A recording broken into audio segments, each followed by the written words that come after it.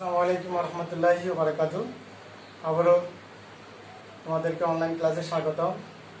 এই ক্লাসটা শুধুমাত্র নবম দশম শ্রেণীর জন্য। গত ক্লাসে তোমাদেরকে আমি কমপ্লিটিং সেন্টেন্সের রুলস 1 থেকে 9 লিখিয়ে দিয়েছিলাম। ঠিক আছে, আজকে তোমাদেরকে 10 থেকে রুলস লিখাবো। খুব সুন্দর করে তোমরা অবশ্যই লিখবে এবং বুঝবে। আর যদি বুঝে না থাকো, স্কুলের পরে, স্কুল যখন খোলা হবে লকডাউন পরে, তখন আমরা কি করবো, তোমাদেরকে এগুলো বুঝিয়ে দেবো ইনশাল্লাহ। এখন তোমরা রুলস নাম্বার 10 লিখবে। খুবই গুরুত্বপূর্ণ রুলস, খুব ইম্পর্টেন্ট। লিখো, দেখো আমি লিখছি অ্যাজ ইফ অথবা অ্যাজ ডু অথবা একটা নাম সিন্স। খুবই ইম্পর্টেন্ট। দেখো, এটা আমার সেকেন্ড বন্ধনে লিখছি। এটা যদি প্রেজেন্ট ইনডেফিনিট অথবা পারফেক্ট হয়, প্রেজেন্ট পারফেক্ট অথবা প্রেজেন্ট ইনডেফিনিট। ঠিক আছে, আমি সংক্ষিপ্ত প্রেজেন্ট ইনডেফিনিট সংক্ষিপ্ত দিয়ে লিখছি, অথবা এটাকে প্রেজেন্ট পারফেক্ট পারফেক্ট আর এটাকে কি হবে ফার্স্ট ইনডেফিনিট, ফার্স্ট ইনডেফিনিট। ঠিক আছে, এটা হচ্ছে একটার জন্য। দেখো দ্বিতীয় অংশ যদি ফার্স্ট ইনডেফিনিট হয়, প্রথম অংশ হচ্ছে ফার্স্ট ইনডেফিনিট, দ্বিতীয় অংশ হচ্ছে কি ফার্স্ট পারফেক্ট। First perfect. দেখো এক্সাম্পল দেখছি,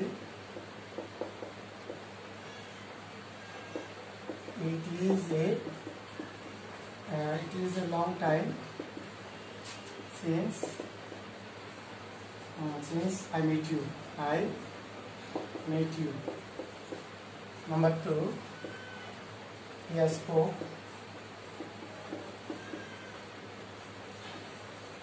as if he had known.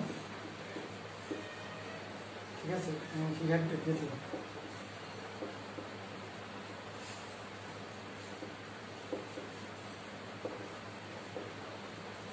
খুবই সোজা রুলস। দেখো as if, as do, since. তোমরা যদি তিনটা আলাদা আলাদা সূত্র শিখতে চাও, কঠিন হয়ে যাবে তোমাদের জন্য।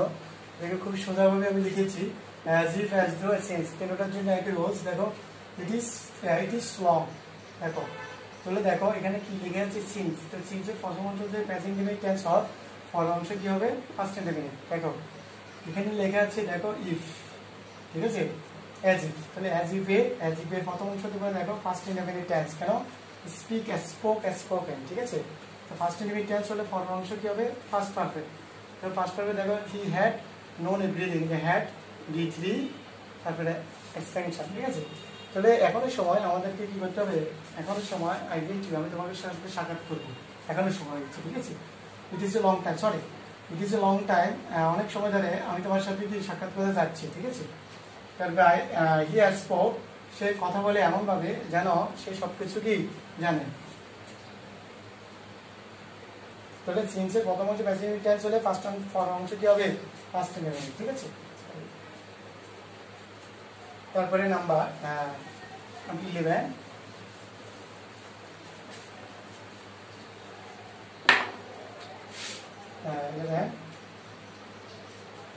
খুবই গুরুত্বপূর্ণ রুল। দেখো if plus present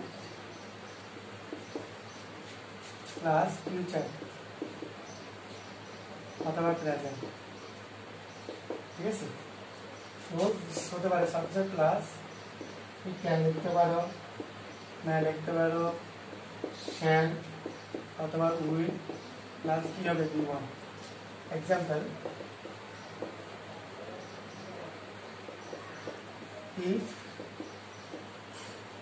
if you waste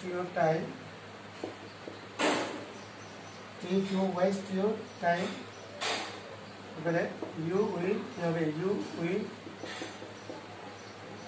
fail in the exam। তাহলে তোমার আন্ডারলাইন এটা পরীক্ষাতে আসবে। মনে করো তোমাদের শূন্যস্থান পূরণ করতে দিবে।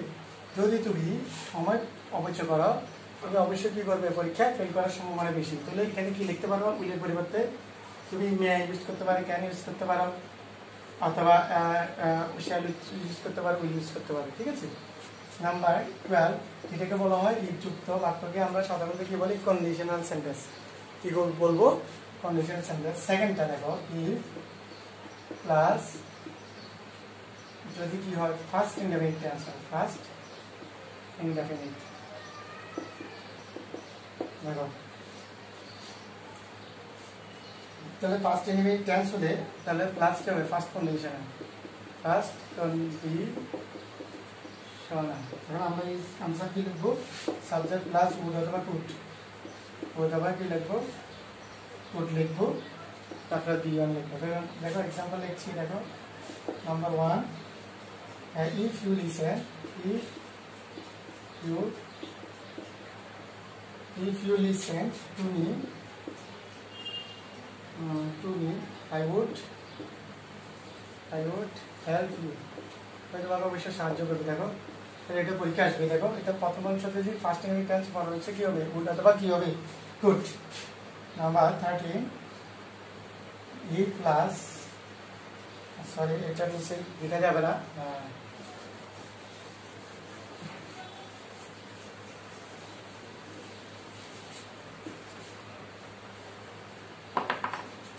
number 13, if plus past perfect, তখন আমরা এটা কি বলবো? ফার্স্ট পারফেক্ট কন্ডিশনাল, পারফেক্ট কি হবে? কন্ডিশনাল। ঠিক আছে, তাহলে আমরা এখন কি ইউজ করবো? দেখেন সাবজেক্ট প্লাস উড অথবা কি কুড হ্যাভ, তারপরে কি লিখবো? Bihar perfect three. তাহলে এক্সাম্পলটা আমরা কি লিখতে পারি? দেখো example, I had completed PhD degree, ঠিক আছে, I would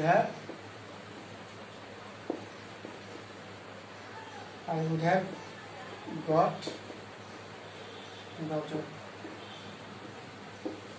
তো দেখো তাহলে এটা বোঝা যাচ্ছে ফার্স্ট পারফেক্ট। ফার্স্ট পারফেক্ট পরে প্রথম হচ্ছে যে ফার্স্ট পারফেক্ট হয়, তাহলে আমরা কি লিখবো? কুড অথবা উড হ্যাভ লিখবো। ঠিক আছে, তাহলে আমরা কি I have complete the PhD, যদি আমি পিএইচডি কমপ্লিট করি, আই উড হ্যাভ গট, তাহলে দেখো উড হ্যাভের পরে বি3 হবে। ঠিক আছে, তাহলে গট দ্য মানে কি জব, আমি কি পাবো? জব পাবো।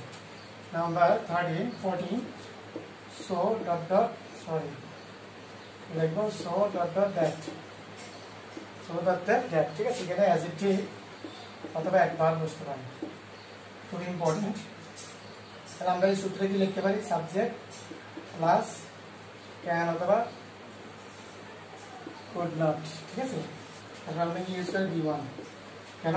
আমরা এর আগে একটা করেছিলাম, সো যদি একসাথে যদি সো দ্যাট থাকে, কি লেখা থাকে? সো দ্যাট যদি লেখা থাকে তখন আমরা ক্যান অথবা কুড ইউজ করেছি। ঠিক আছে, অথবা ক্যান অথবা কুড। ঠিক আছে, সরি এখানে হ্যাঁ ঠিক আছে, তবে এখানে কিন্তু আমরা নট ইউজ করি না। কি করি না? নট ইউজ করি না। তো দেখো তাহলে আনসারটা কি লিখবেন? এক্সাম্পল, she is কি হবে? she is so abnormal, she is so abnormal that, দেখো শূন্যস্থান পূরণ করতে পারবে। ঠিক আছে, that she cannot understand the sum, মানে সে অঙ্কগুলো বুঝে নেই। ঠিক আছে, মানে অঙ্কটি বুঝে নেই। তো এই সে হাতে অ্যাবনর্মাল যে, তাহলে দেখো সো দ্যাটের মাঝখানে কি বসেছে? অ্যাডজেক্টিভ বসেছে। অ্যাডজেক্টিভ বসার কারণে দেখো তাহলে আমরা এখানে কি ইউজ করবে? সে কিছু বুঝে না, এখানে ক্যান নট ইউজ করতে। যদি এখানে সো দ্যাট ইউজ করতাম, শুধু ক্যান ইউজ করতাম। ঠিক আছে, তো সো দ্যাট ডট ডট থাকলে আমরা নেগেটিভ কি ফর্ম ইউজ হবে?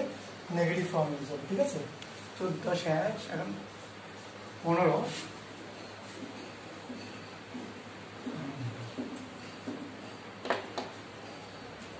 নম্বর 15 দেখো, Y plus B plus ING plus B two. ঠিক আছে, এক্সাম্পল দেখো, ওয়াই